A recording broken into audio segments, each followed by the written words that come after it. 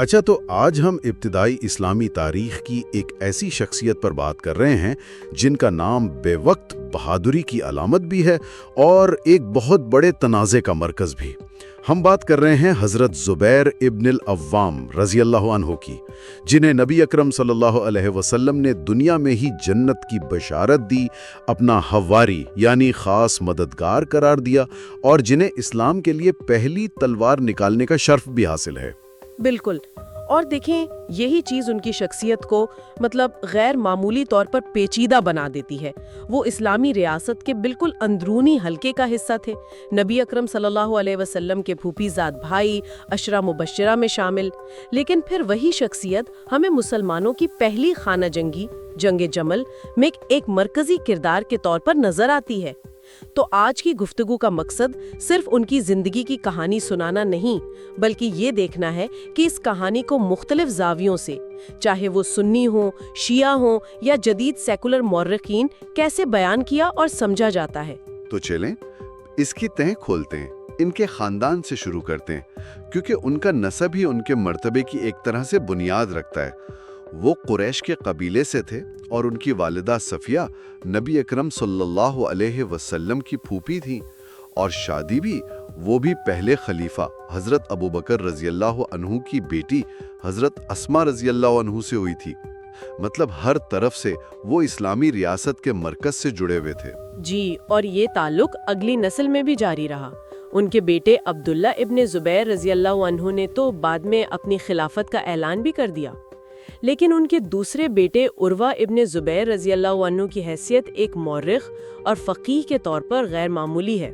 آج سیرت اور ابتدائی اسلام کے بارے میں ہم جو کچھ جانتے ہیں اس کا ایک بہت بڑا حصہ عروہ کی روایات کے ذریعے ہی ہم تک پہنچا ہے۔ یہ نقطہ بعد میں بہت اہم ثابت ہوگا۔ اچھا، ایک پہلو جس پر ہمارے فراہم کردہ ذرائع میں بہت بات ہوئی ہے وہ ہے ان کی دولت۔ یہ بتایا جاتا ہے کہ وہ اپنے وقت کے امیر ترین لوگوں میں سے تھے۔ ہزاروں غلام، مصر سے لے کر عراق تک پھیلی جائیدادیں، اور وفات کے وقت لاکھوں درہم کا ترکہ۔ جی، اور اسی دولت کی تشریح ہی ہمیں پہلا بڑا نظریاتی اختلاف دکھاتی ہے۔ سنی روایت میں اس دولت کو برکت کی علامت سمجھا جاتا ہے۔ کہا جاتا ہے کہ یہ حلال تجارت اور جنگوں میں حاصل ہونے والے مال غنیمت سے آئی تھی، اور اسے اچھے کاموں میں، خاص طور پر روزانہ کی بنیاد پر غلام آزاد کرنے میں خرچ کیا جاتا تھا۔ لیکن یہ تو ایک حیران کن تضاد ہے کہ اتنی دولت کے ساتھ زہد و تقوی کا تصور کیسے جڑا ہے؟ تو کیا ایک ہی دولت کو دو بالکل مختلف زاویوں سے دیکھا جا رہا ہے؟ آپ نے بالکل صحیح نقطہ پکڑا ہے۔ تنقیدی مورخین یہی کہتے ہیں کہ یہ ایک فرد کا معاملہ نہیں تھا، بلکہ یہ اس بات کی نشانی تھی کہ فتوحات سے آنے والی بے پناہ دولت اب معاشرے میں ایک نیا طبقاتی نظام پیدا کر رہی تھی، جو ابتدائی اسلامی روح سے شاید مطابقت نہیں رکھتا تھا۔ یہ ایک ہی حقیقت کی دو متضاد تصویریں ہیں۔ اور تضادات کی بات کریں تو سب سے بڑا تضاد تو جنگ جمل میں ان کا کردار ہے۔ یہ بات آج بھی سمجھنا بہت مشکل ہے کہ جنت کی بشارت پانے والا ایک صحابی خلیفہ وقت حضرت علی رضی اللہ تعالی عنہ کے خلاف میدان جنگ میں کیسے کھڑا ہو سکتا تھا؟ اس ایک سوال کے جواب میں ہی سمجھیں پورا اسلامی علم الکلام چھپا ہوا ہے۔ پہلا جواب سنی نقطہ نظر سے آتا ہے، جسے ہم اجتہاد کا دفاع کہہ سکتے ہیں۔ اجتہاد؟ اس سے یہاں کیا مراد ہے؟ یہاں اس کا مطلب ہے کہ انہوں نے اپنی بہترین نیت اور سمجھ کے مطابق ایک فیصلہ کرنے کی کوشش کی۔ سنی علماء کے مطابق حضرت زبیر، طلحہ اور عائشہ کا مقصد حضرت علی رضی اللہ تعالیٰ کی خلافت کو چیلنج کرنا نہیں تھا، بلکہ وہ صرف تیسرے خلیفہ حضرت عثمان رضی اللہ تعالیٰ کے قتل کا انصاف یعنی قصاص مانگ رہے تھے۔ ان کا خیال تھا کہ حضرت علی قاتلوں کو سزا دینے میں تاخیر کر رہے ہیں، جو ریاست کی کمزوری کی علامت تھی۔ اچھا، اور اسی روایت میں وہ مشہور واقعہ بھی آتا ہے کہ وہ جنگ چھوڑ کر چلے گئے تھے۔ جی بالکل، اور یہ سنی نقطہ نظر کے لیے بہت کلیدی ہے۔ روایت کے مطابق میدان جنگ میں جب حضرت علی رضی اللہ تعالیٰ عنہ نے انہیں نبی اکرم صلی اللہ علیہ وآلہ وسلم کی ایک پرانی پیشگوئی یاد دلائی کہ تم علی سے لڑو گے اور تم زیادتی کرنے والے ہوگے، تو وہ یہ سنتے ہی فوراً سب کچھ چھوڑ کر میدان سے نکل گئے۔ ذرا سوچیں، جنگ کے بیچ میں ایک حدیث یاد دلائی گئی اور وہ سب کچھ چھوڑ کر چلے گئے۔ یہ تو کسی فلمی سین کی طرح لگتا ہے۔ ایک لمحے میں احساس غلطی اور پھر سب کچھ ترک کر دینا۔ بالکل، سنی علماء کے لیے یہ ان کی نیک نیتی کا سب سے بڑا ثبوت ہے کہ جیسے ہی انہیں اپنی غلطی کا احساس ہوا وہ پیچھے ہٹ گئے، اور چونکہ انہیں بعد میں نماز پڑھتے ہوئے دھوکے سے قتل کیا گیا اس لیے انہیں شہید کا درجہ دیا جاتا ہے۔ لیکن شیعہ مکتبہ فکر اس واقعے کو بالکل مختلف نظر سے دیکھتا ہے۔ وہ تو انہیں ناقصین یعنی عہد توڑنے والے کہتے ہیں۔ سین، ان کے نزدیک معاملہ بہت سیدھا ہے۔ حضرت زبیر رضی اللہ نے حضرت علی رضی اللہ کی بیعت کی تھی، جو شیعہ عقیدے کے مطابق اللہ کے مقرر کردہ امام تھے۔ اس بیعت کو توڑنا اور امام وقت کے خلاف تلوار اٹھانا ایک ایسا گناہ ہے جو پچھلی تمام نیکیوں پر پانی پھیر سکتا ہے۔ ان کے مطابق اگر انہیں واقعی پچھتاوا ہوا تھا تو صرف میدان سے بھاگ جانا کافی نہیں تھا۔ تو شیعہ نقطہ نظر سے پچھتاوا کافی نہیں تھا؟ مطلب اس کی تلافی کے لیے عمل بھی ضروری تھا؟ بالکل، ان کے مطابق توبہ کا تقاضا یہ تھا کہ وہ واپس آ کر اپنی غلطی کو سدھارتے اور امام کی طرف سے جنگ لڑتے۔ ان کا میدان سے چلے جانا اس نقطہ نظر سے ایک طرح سے اپنی ذمہ داری سے فرار تھا۔ اور پھر تیسرا زاویہ ہے سیکولر مورخین کا، جو اسے مذہبی بحث سے نکال کر اقتدار کی کشمکش کے طور پر دیکھتے ہیں۔ ہاں، وہ اسے مکہ کی پرانی اشرافیہ اور مدینہ کی نئی انتظامیہ کے درمیان ایک سیاسی اور معاشی جنگ کے طور پر دیکھتی ہیں۔ ان کے نزدیک حضرت زبیر رضی اللہ تعالیٰ عنہ اور طلحہ رضی اللہ تعالیٰ عنہ اس پرانے پاور سٹرکچر کی نمائندگی کر رہے تھے جسے حضرت علی رضی اللہ تعالیٰ عنہ کی پالیسیوں سے خطرہ محسوس ہو رہا تھا، اور یہ مورخین حدیث یاد دلانے والے واقعے کو بھی اکثر بعد کا اضافہ قرار دیتے ہیں۔ مطلب اسے اس لیے کہانی میں شامل کیا گیا تاکہ ایک عظیم صحابی کے غلط طرف ہونے کی کوئی منطقی وضاحت پیش کی جا سکے۔ یہ تو بہت گہری بات ہے، یعنی تاریخ ایک آئینہ بن گئی جس میں ہر گروہ اپنا ہی عکس دیکھ رہا تھا۔ ایک ہی واقعہ اور تین بالکل مختلف کہانیاں، ایک اجتہادی غلطی کی، دوسری عہد شکنی کی اور تیسری خالص سیاسی طاقت کے کھیل کی۔ اور یہی اس دور کی تاریخ کا سب سے دلچسپ اور مشکل پہلو ہے۔ یہ بالکل ایسا ہے جیسے آج کسی ایک ہی واقعے پر تین مختلف نیوز چینل اپنی اپنی رپورٹنگ کر رہے ہوں اور تینوں کی حقیقت ایک دوسرے سے بالکل مختلف ہو۔ اتنے مختلف نقطۂ نظر کو دیکھتے ہوئے ایک اور بات سمجھنا اور بھی مشکل ہو جاتا ہے کہ نبی اکرم صلی اللہ علیہ وسلم کے اتنے قریبی ساتھی جنہیں انہوں نے اپنا حواری کہا، ان سے صرف 38 کے قریب احادیث کیوں روایت کی گئی ہیں؟ اتنے قریبی شخص سے تو علم کا ایک سمندر ہم تک پہنچنا چاہیے تھا۔ یہ سوال ہمیں حدیث کی روایت کے پورے نظام پر غور کرنے پر مجبور کرتا ہے۔ اس کی سب سے عام اور پہلی وضاحت خود حضرت زبیر رضی اللہ تعالیٰ عنہ کے اپنے ایک قول سے ملتی ہے۔ انہوں نے کہا، میں نے اللہ کے رسول صلی اللہ علیہ وآلہ وسلم کو یہ فرماتے سنا ہے کہ جو شخص جان بوجھ کر مجھ پر جھوٹ بولے وہ اپنا ٹھکانہ جہنم میں بنا لے۔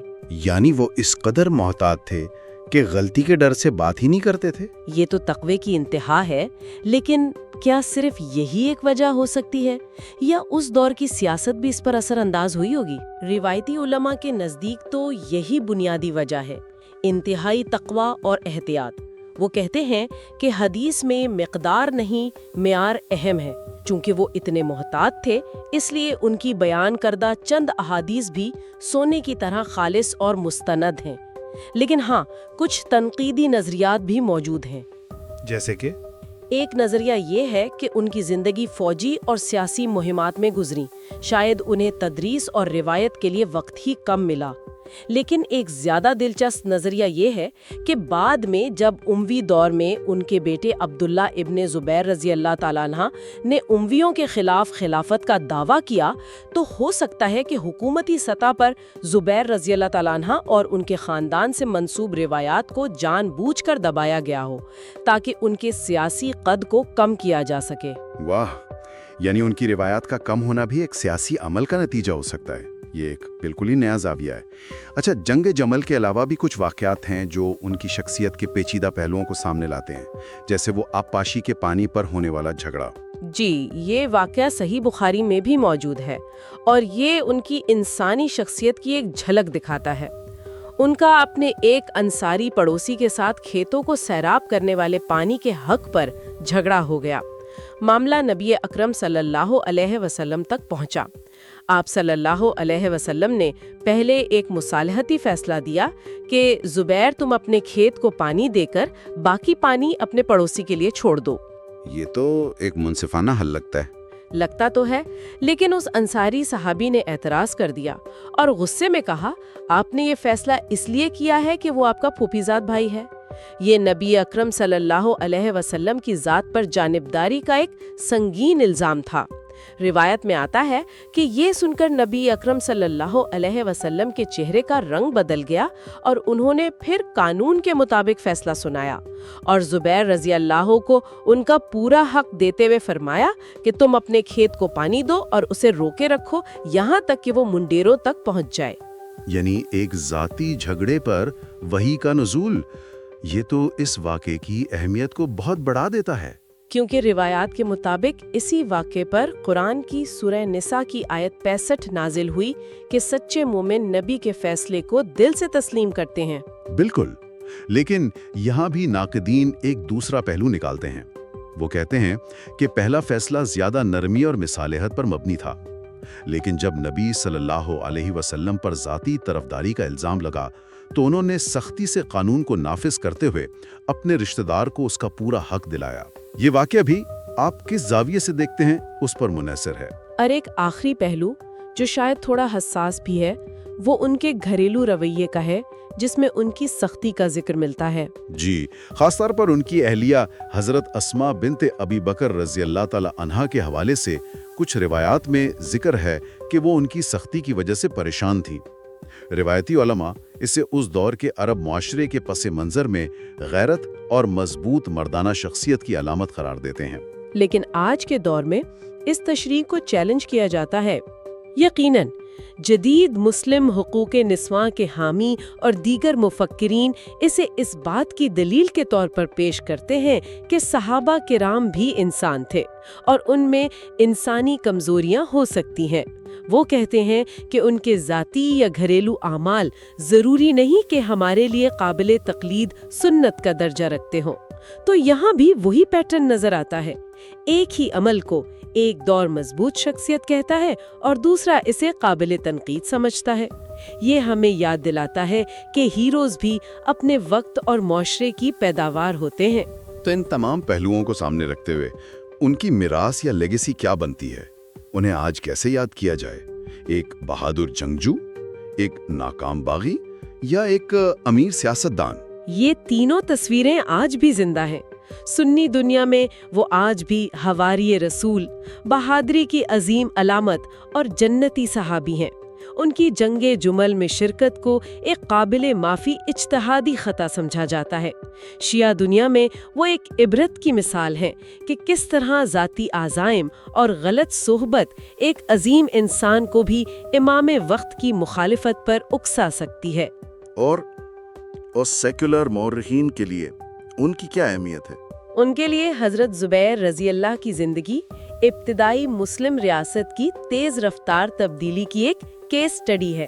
ایک ایسی تحریک جو مساوات کے اصولوں پر شروع ہوئی تھی، وہ کیسے صرف چند دہائیوں میں ایک امیر، طبقاتی اور بالآخر سیاسی طور پر منقسم سلطنت میں بدل گئی۔ ان کی دولت، جاگیریں اور سیاسی کردار اس تبدیلی کا چہرہ ہے۔ آج کی گفتگو سے یہ بات تو بالکل صاف ہے کہ تاریخ کی کسی بھی عظیم شخصیت کو سادہ، سیاہ اور سفید خانوں میں تقسیم نہیں کیا جا سکتا۔ حضرت زبیر ابن العوام رضی اللہ کی زندگی بہادری، قربانی، دولت، سیاسی کشمکش اور انسانی فیصلوں کا ایک انتہائی پیچیدہ امتزاج ہے۔ بالکل، اور شاید سب سے بڑا سوال جو یہ گفتگو ہمارے لیے چھوڑ جاتی ہے، وہ خود تاریخ لکھنے کے عمل کے بارے میں ہے۔ جب کسی تاریخی شخصیت کی کہانی جیسا کہ حضرت زبیر رضی اللہ تعالیٰ عنہ کے معاملے میں ہے، بنیادی طور پر ان کی اپنی اولاد جیسے ان کے عالم بیٹے عروہ ابن زبیر رضی اللہ تعالیٰ عنہ کے ذریعے ہم تک پہنچے، تو ایک مورخ کی حیثیت سے ہم خاندانی وفاداری اور موضوعی حقیقت کے درمیان لکیر کہاں کھینچ سکتے ہیں؟ یہ سوال صرف حضرت زبیر کی شخصیت کو سمجھنے کے لیے نہیں، بلکہ پوری تاریخ کو پڑھنے اور سمجھنے کے لیے کلیدی اہمیت رکھتا ہے۔